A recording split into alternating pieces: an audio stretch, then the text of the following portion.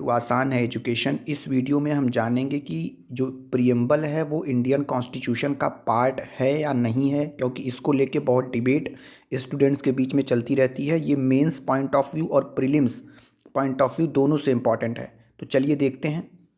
जैसा कि आप देख सकते हैं, preamble as a part of constitution of India, हमारा फाइनल इंटरप्रीटर कौन है? Supreme court. तो सुप्रीम कोर्ट के जजमेंट्स के थ्रू हम जानते हैं कि क्या प्रियम्बल हमारे कॉन्स्टिट्यूशन का पार्ट है कि नहीं है। ठीक है।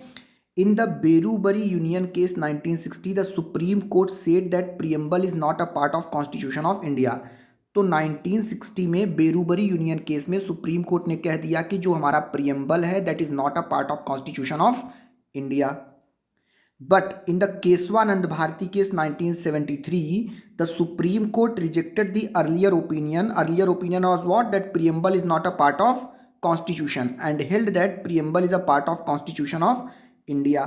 तो 1960 में सुप्रीम कोर्ट ने बेरूबरी यूनियन केस में कहा कि प्रियम्बल जो है हमारे कॉन्स्टिट्यूशन का पार्ट नहीं है, लेकिन उस डिसीजन को रिवर्स करते हुए, बदलते हुए 1973 में landmark judgments Kesavananda Bharati case में versus state of Kerala, Supreme Court ने क्या कहा कि preamble is a part of constitution of India.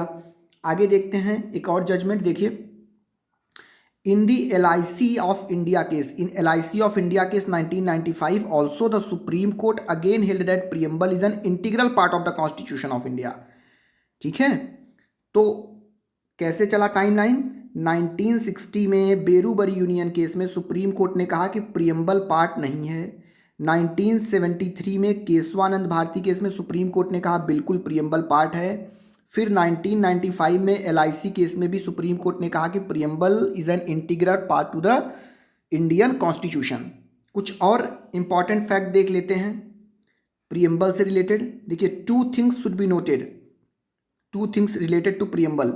जो हमारा प्रियम्बल है is neither a source of power to legislature nor a prohibition upon the power of legislature. So ये preamble जो है लेजिस्लेचर के लिए एक source of power, source of power का मतलब क्या है कि इसके प्रोविजंस को इंप्लीमेंट करने के लिए उसको बाध्य भी नहीं, मतलब बाउंड भी नहीं करता, लीगली बाउंड भी नहीं करता और उसको स्टॉप भी नहीं करता।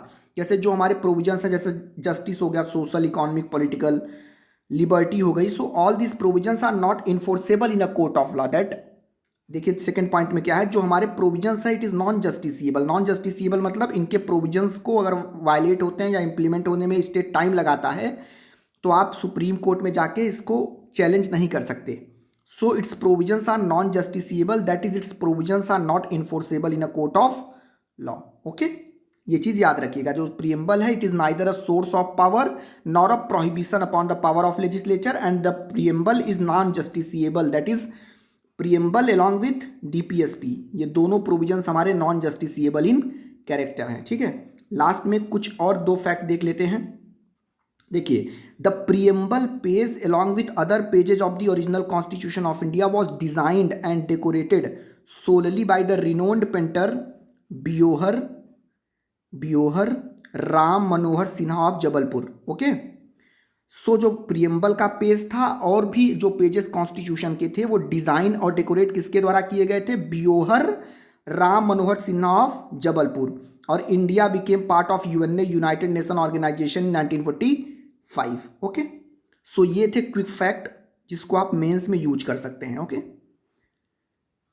जैसे 1960 में सुप्रीम कोर्ट ने कहा प्रियम्बल पार्ट नहीं है बेरूबरी यूनियन केस में, 1973 केशवानंद भारती केस में कहा है, और 1995 में LIC इंडिया केस में भी कहा कि प्रियम्बल हमारे कॉन्स्टिट्यूशन का इंटीग्रल पार्ट है। Okay, thank you for watching, have a great day.